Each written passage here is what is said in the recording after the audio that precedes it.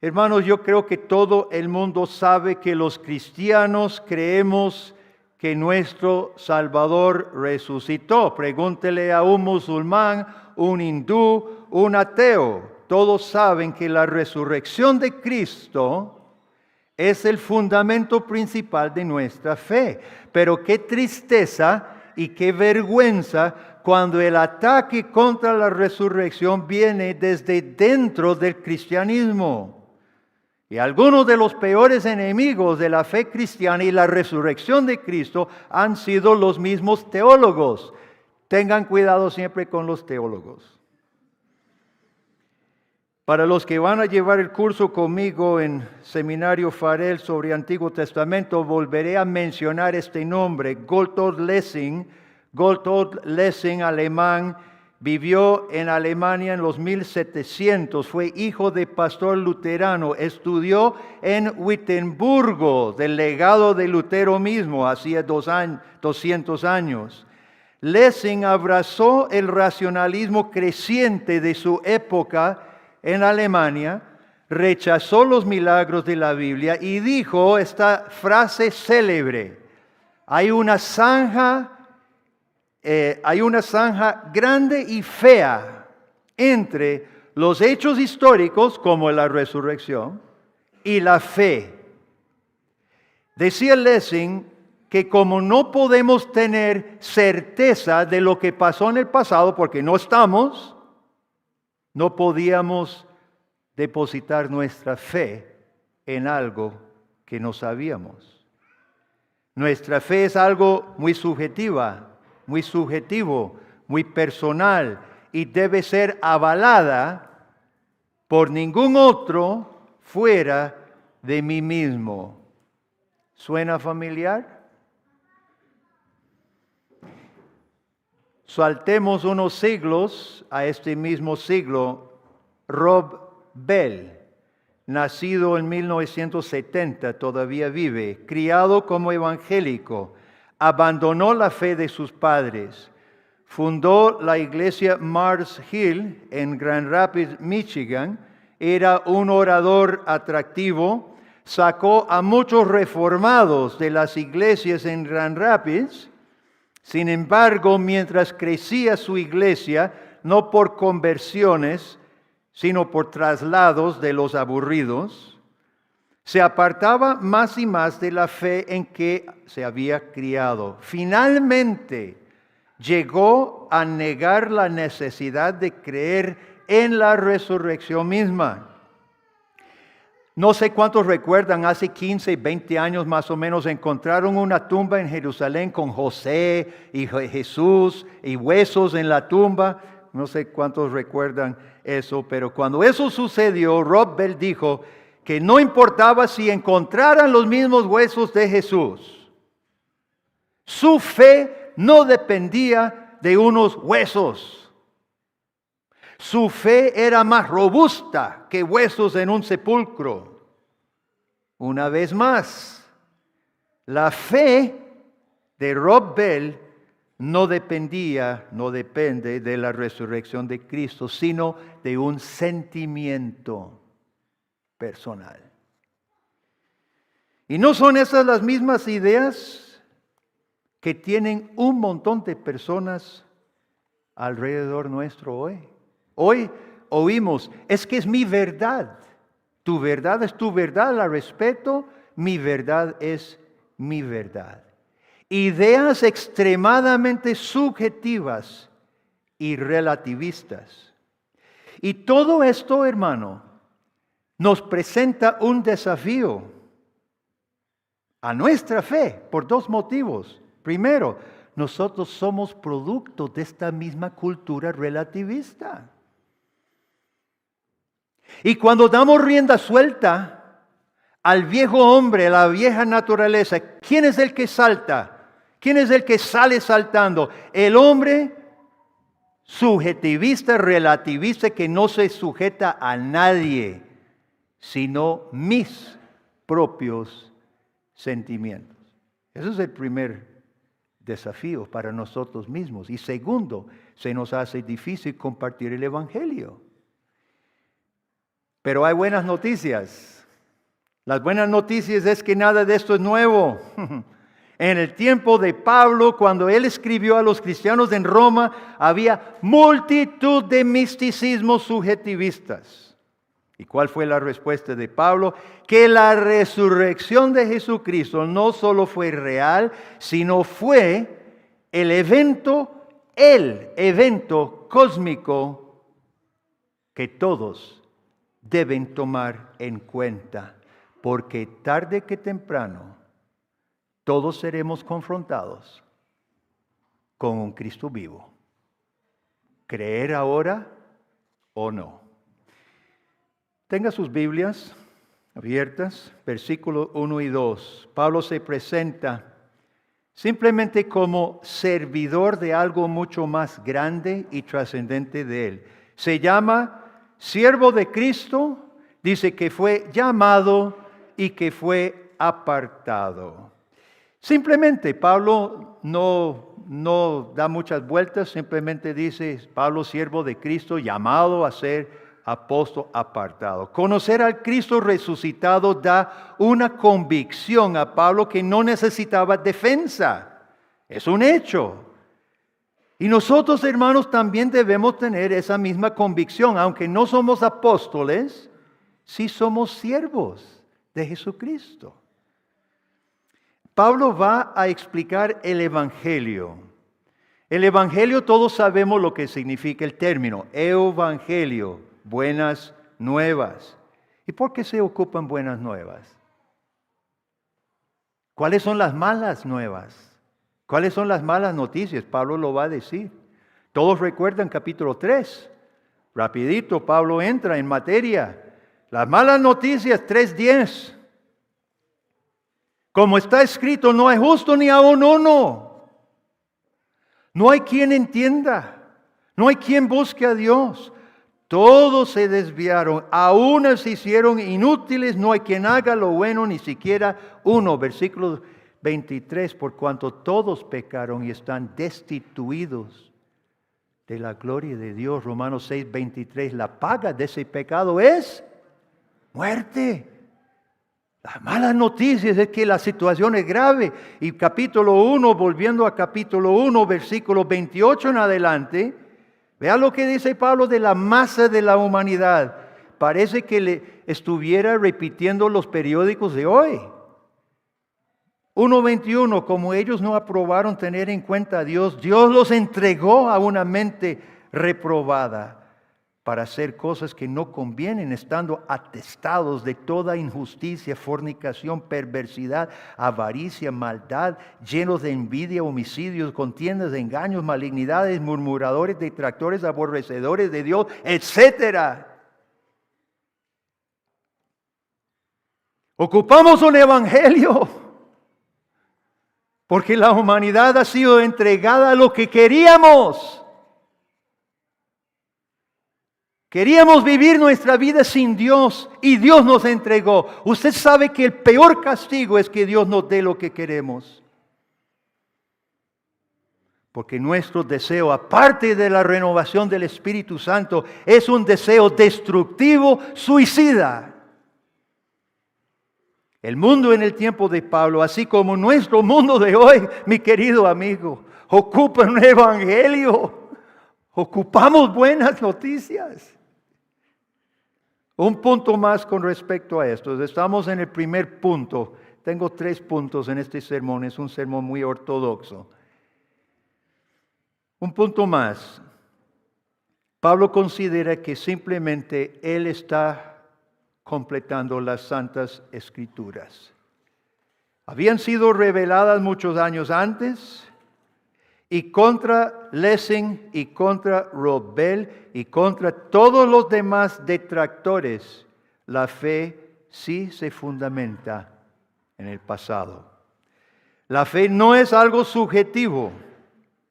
La fe no es algo solamente personal. La fe fue revelada por Dios. Y Pablo se coloca a sí mismo en línea con todos los profetas del Antiguo Testamento. Punto número 2. ¿Cuál es este evangelio ahora revelado y enviado a todo el mundo? Versículos 3 y 4. Este es el meollo del mensaje del evangelio. Versículo 3 dice que Jesucristo, versículos 3 y 4, Pablo va a mencionar el Hijo de Dios.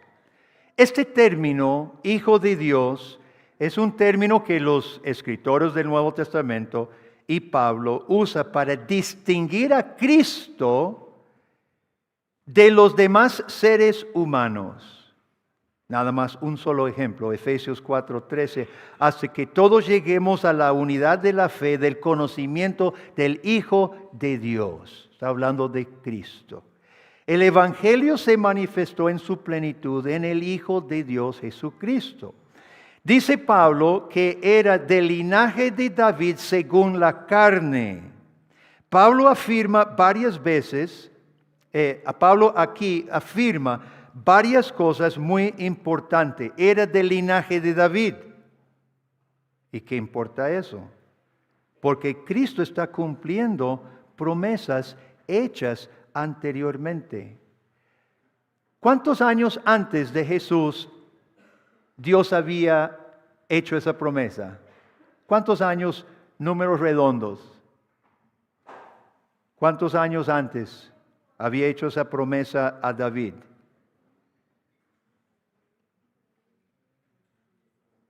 ¿Reformados?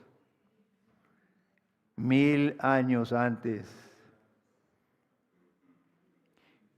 Si usted ha creído en Cristo, usted está poniendo su vida en las manos del Dios que anuncia antes, y a veces mucho antes, lo que va a hacer y luego cumple sus promesas.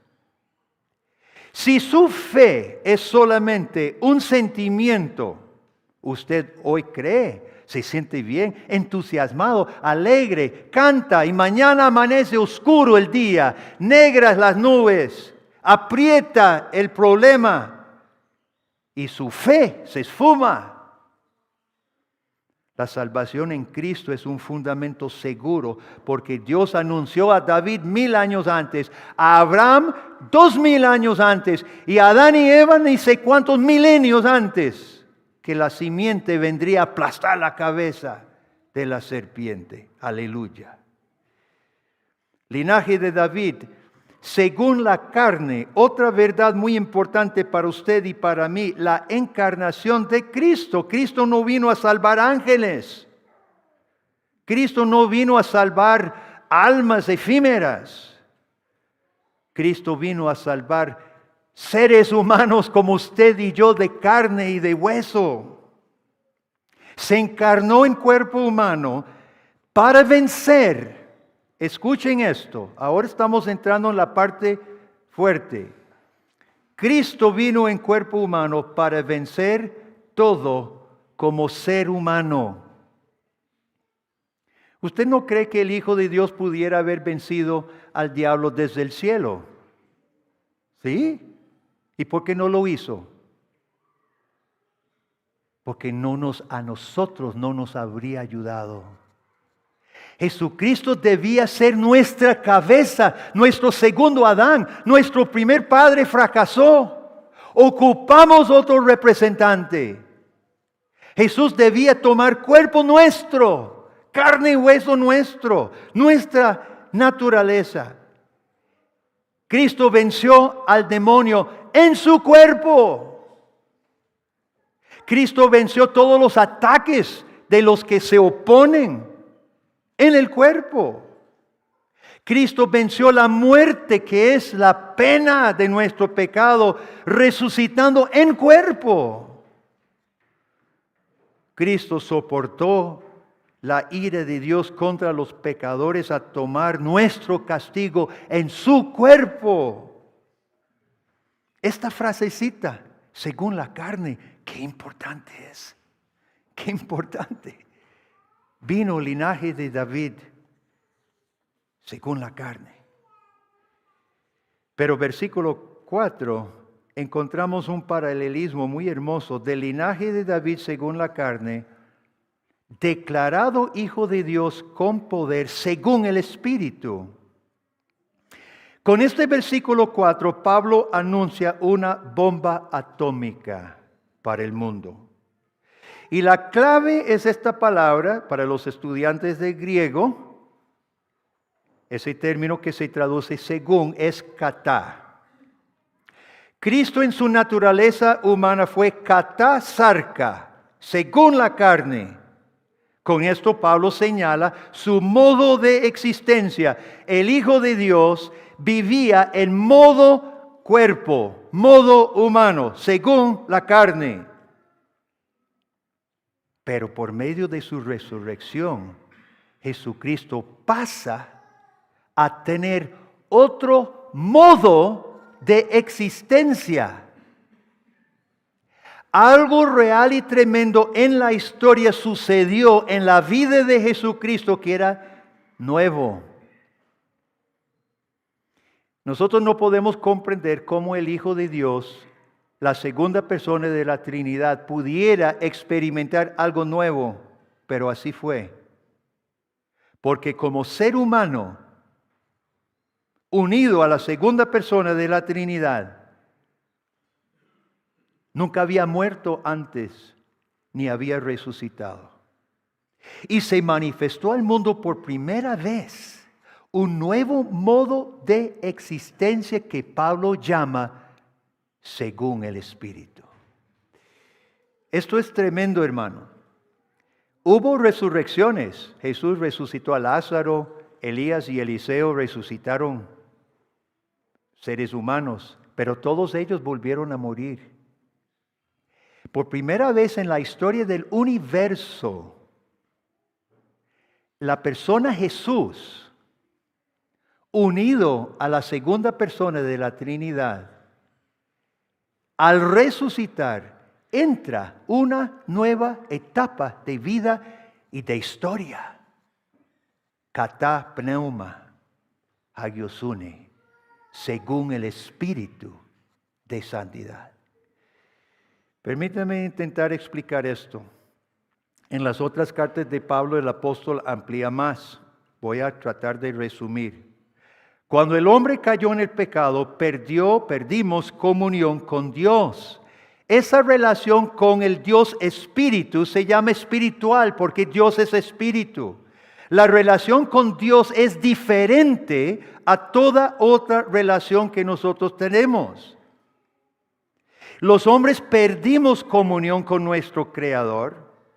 Y mientras la salvación se desarrolla en la Biblia, se utilizan términos tratando de explicar cómo la relación con el Creador trascendental, el Creador invisible, el Creador espíritu, cómo es esa, y se usa términos como espiritual o el cielo celestial.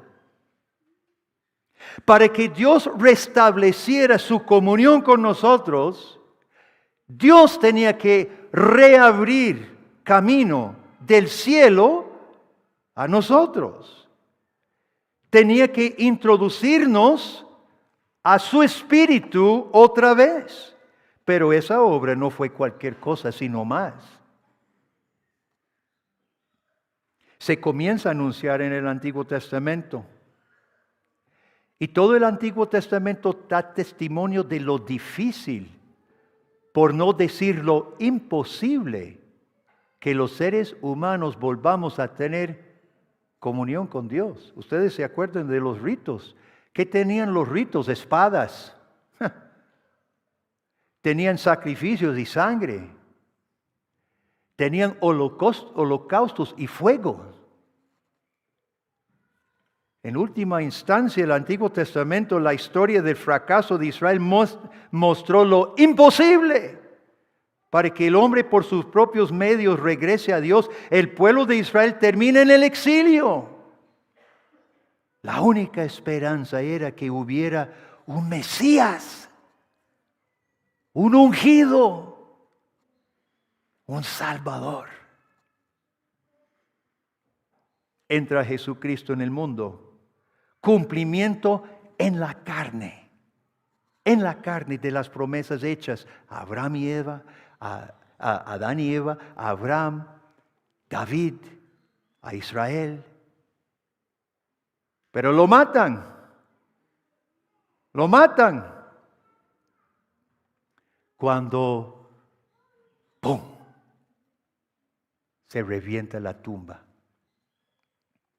Y Cristo sale con cuerpo glorificado, pero cuerpo humano glorificado.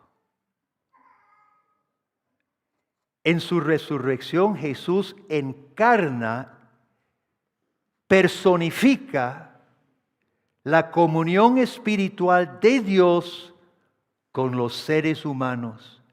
La resurrección de Cristo, dice Pablo, no dice es por el Espíritu. Fíjese muy bien en el texto.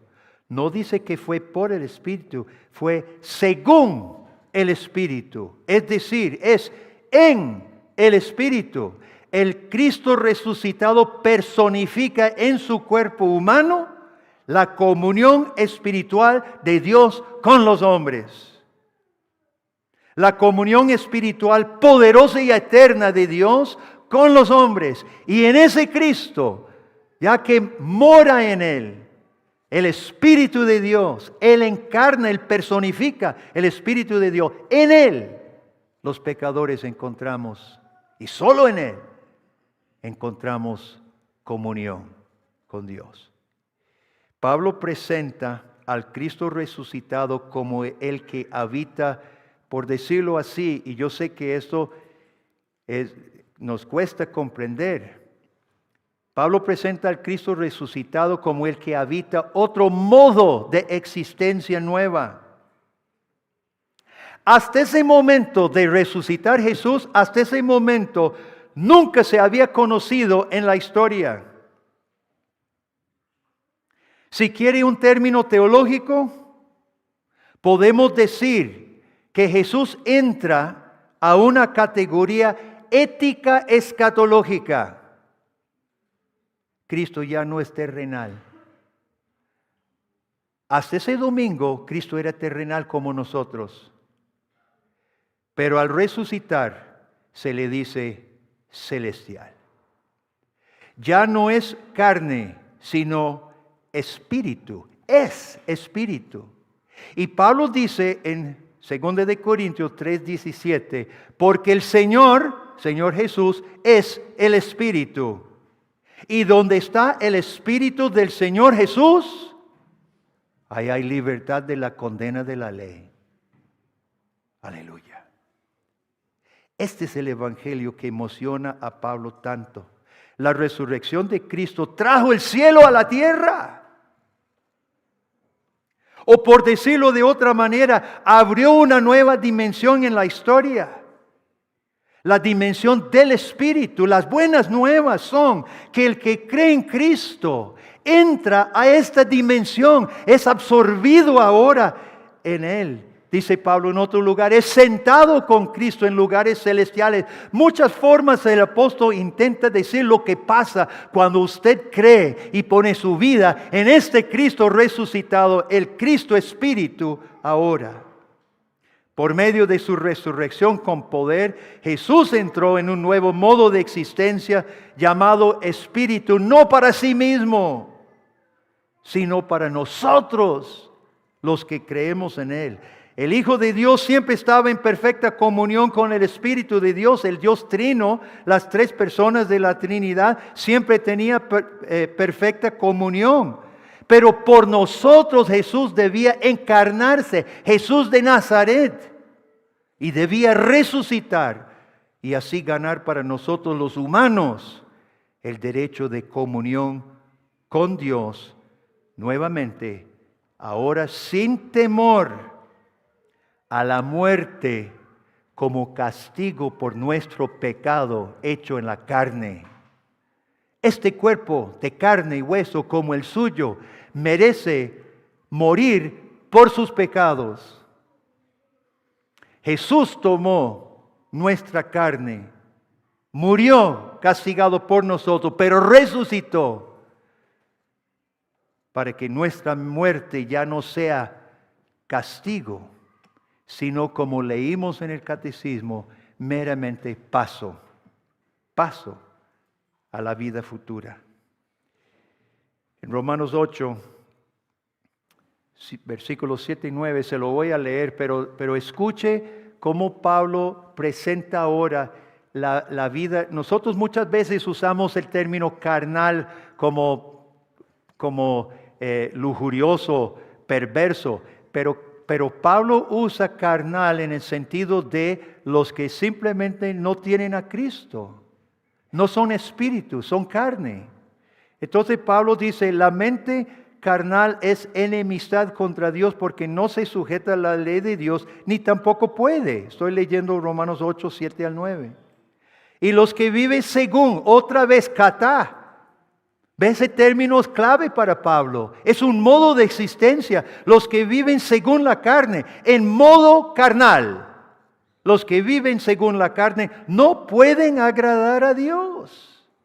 Mas vosotros no vivís katá sarka, no vivís según la carne, sino katá pneuma, según el Espíritu. Si es que el Espíritu de Dios mora en vosotros. Y oiga esto, si alguno no tiene el Espíritu de Cristo, no dice Espíritu de Dios. Ahora el Espíritu Santo se unió a Cristo y se manifiesta al mundo juntos. Cristo Espíritu. Si alguno no tiene el Espíritu de Cristo, no es de Él. En su resurrección Jesucristo nos ganó el derecho una vez más de tener comunión con Dios mediante Cristo Espíritu. Dos cosas muy rápido.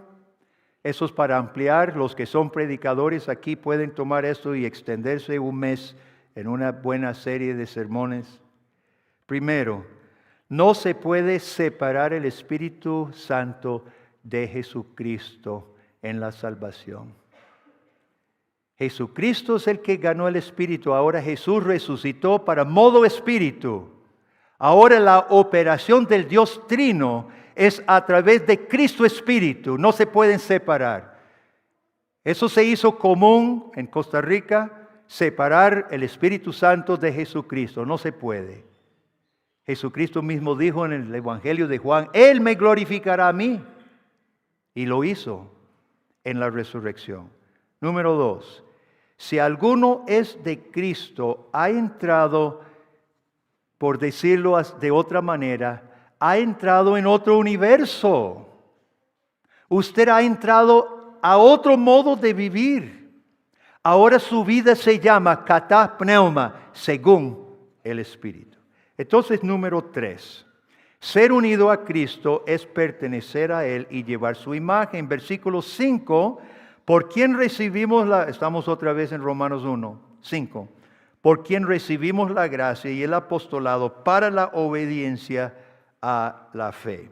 La naturaleza del Evangelio es gracia, ya hemos hablado de eso.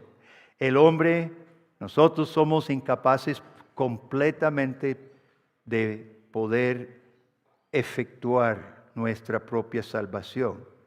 Y sabe, hermanos, cada culto de la iglesia del Señor es una reunión de pacto. Aquí está Dios. Dios abrió el culto, Dios la va a cerrar. Es Dios que nos habla mediante su palabra. Esto es una reunión pactual. Nosotros somos su pueblo aquí. Y Dios está leyendo nuestras mentes. Dios está conociendo lo que está en su corazón. Y sabe, ya que hablamos de la gracia una vez más de Dios y su poder, tome un momentito, dígale a Dios dentro de sí, gracias Señor por tu gracia. Dígaselo, Dios está aquí presente, estamos en reunión pactual, pueblo de Dios con nuestro soberano Señor. Diga gracias Señor por tu gracia. No tenemos más palabras que decirle gracias. Pablo dice que hemos recibido el apostolado. Pablo habla en plural porque toda la iglesia ha recibido el apostolado. No todos somos apóstoles, sino que toda la iglesia está cimentada sobre el testimonio de los apóstoles. Los que intentan crear una fe subjetiva, los que intentan inventar su propia verdad, fracasarán. La única salvación fue realizada por Cristo hace 2000 años y fue explicado por los apóstoles del Señor hace 2000 años. ¿Para qué? Para obediencia a la fe.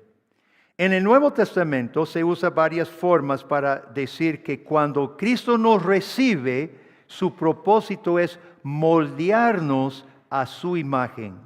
Pablo llama aquí obediencia a la fe. Siempre tenemos que distinguir entre la causa y la meta. La causa de nuestra salvación es la obra de Cristo, la obra en la cruz y su resurrección. La causa de nuestra salvación es el amor y la gracia de Dios. La meta es nuestra transformación. Transformación de carnales en espirituales.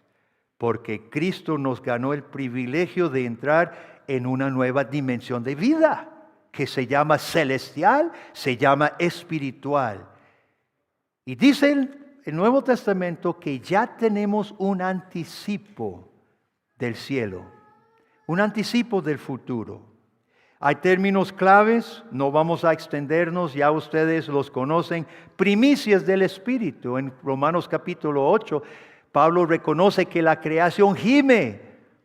Aquí hay efectos del pecado todavía en este mundo y la creación misma gime, esperando la adopción de los hijos de Dios.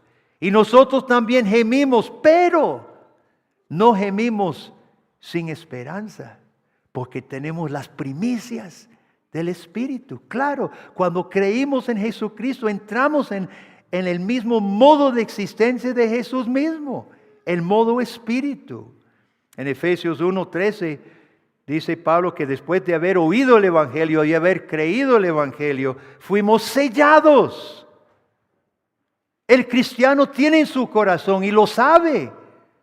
El sello del Espíritu Santo, pertenecemos a Dios. Y en el siguiente versículo dice que tenemos las arras, una garantía, un adelanto, un depósito. Vamos concluyendo. Tal vez alguien se está preguntando cómo se salvaban los creyentes en el Antiguo Testamento. Se salvaron por Jesús. Anticipadamente. Como Dios no tiene problema con tiempo, Dios no tiene problema con pasado, futuro, presente, Dios perfectamente puso a Jesucristo como la salvación de los santos del Antiguo Testamento, pero Jesús tenía que venir. No era cuestión que tal vez no funcionara el propósito de Dios. Si se salvó tan solo uno en el Antiguo Testamento, es porque Jesucristo iba a venir. Pablo anuncia una nueva época en la historia del universo, cuando Jesucristo rompe las ligaduras de la muerte y de la tumba. Y es por eso que Pablo quería vivir agradecido. Con Cristo estoy juntamente crucificado. Ya no vivo yo, mas vive Cristo en mí. Pablo pudiera haber dicho, mas vivo yo en Cristo, porque es la misma cosa. Cristo vive en nosotros, nosotros vivimos en Cristo. Y lo que ahora vivo en la carne, lo vivo en la fe del Hijo de Dios, el que me amó y se entregó a sí mismo por mí. Gálatas 2:20. Esta es la misma actitud de todo creyente. El viejo yo, el viejo Guillermo, el viejo usted, murió cuando fue unido a Cristo en su crucifixión y revivió en la resurrección a una nueva vida. El cristiano ahora ha sido introducido en otra dimensión celestial. Y al pasar eso, querido amigo, nada queda igual. Nada. Su vida personal, diferente. Sus relaciones personales, diferentes. Su hogar, muy diferente. Su matrimonio, diferente. Su trabajo, diferente. De modo, si alguno está en Cristo, nueva creación es. Las cosas viejas, ¿qué? Pasaron. He aquí, todas son hechas nuevas. ¿Qué diremos de las luchas con el pecado? Yo creo que, hablando de un pecador a otro, Pablo nos diría, y yo me coloco con todos nosotros, Pablo, aquí está Pablo, el Espíritu Santo inspirando al apóstol Pablo, nos diría a nosotros con las luchas de nuestra vida, las luchas del pecado, sospecho que Pablo nos diría que le damos mucha vuelta innecesaria y mucha cabida innecesaria al pecado. ¿Y sabe por qué digo eso? Porque en Colosenses 3, 13 al 15, por ejemplo, nada más como un solo ejemplo, dijo Pablo, y escuche la forma en que lo dice, sin rodeos, sin más explicaciones. Dice, de la manera que Cristo os perdonó, así también hacedlo vosotros. ¿Está resentido con alguien? ¿Guarda rencor? ¿Tiene conflictos, pleitos?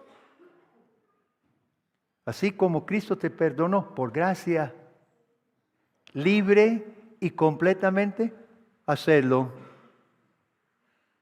Punto. Me explico por qué yo digo que Pablo nos diría, mucha vuelta hacen. Así como Cristo lo perdonó, perdonen ustedes. Y sigue, y la paz de Dios gobierna en vuestro corazón. Nos hacemos bolas por las cosas de la vida. La paz de Dios gobierna en su corazón. Punto. Pertenecemos al que explotó la tumba después de todo, hermano. ¿Cómo la paz de Dios no va a gobernar nuestro corazón? Pablo no niega luchas y conflictos y problemas. Pablo fue el que dijo, yo sé tener necesidad y sé tener abundancia. A Pablo lo apalearon no sé cuántas veces, naufragado 3 veces en la cárcel y le terminaron cortando la cabeza. Y Pablo pudo decir, con base en la resurrección de Cristo, la paz de Dios gobierna en su corazón. Punto, se acabó.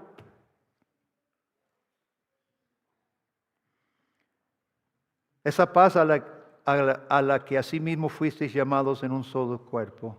Y finaliza diciendo, y sed agradecidos. Quejas, pretextos, reclamos, sean agradecidos. Ve por lo que digo, hermano, Pablo estaba tan convencido de lo que pasó en Jesucristo y lo que Cristo le había hecho a él en Cristo, que simplemente puede decir frases cortas para nuestra vida. Perdonen. Gócense en la paz del Señor. Sean agradecidos. Punto. ¿Cómo cambiaría nuestra vida? Ve por qué pienso que Pablo nos diría en lenguaje más popular, dejen de hacer tanta vuelta con sus pecados. No es necesario. Y esto me lo digo a mí, yo lo estoy recibiendo de Pablo. Esto es lo que significa vivir según el Espíritu Cristo, perdonado y perdonando, reinando la paz de Dios en el corazón y agradecidos. ¿Qué le parece, mi hermano? Cristo resucitó.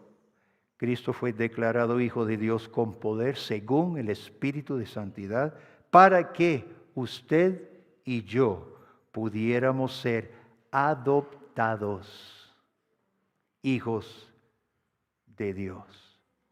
Aleluya. Amén. Oremos. Oh Padre, gracias por Jesús, gracias por este pasaje, gracias por tu obra. Padre, te pedimos perdón porque a menudo por nuestra apatía, por nuestro desinterés, por nuestra frialdad, ignoramos todas estas cosas que hemos visto. Y esa apatía y frialdad es un desprecio feo a la obra de Jesús. Gracias, Señor Jesús, por tu encarnación, por tu obra en este mundo, por tu sufrimiento y por tu resurrección, y por tu ascensión y por tu reinado en gloria.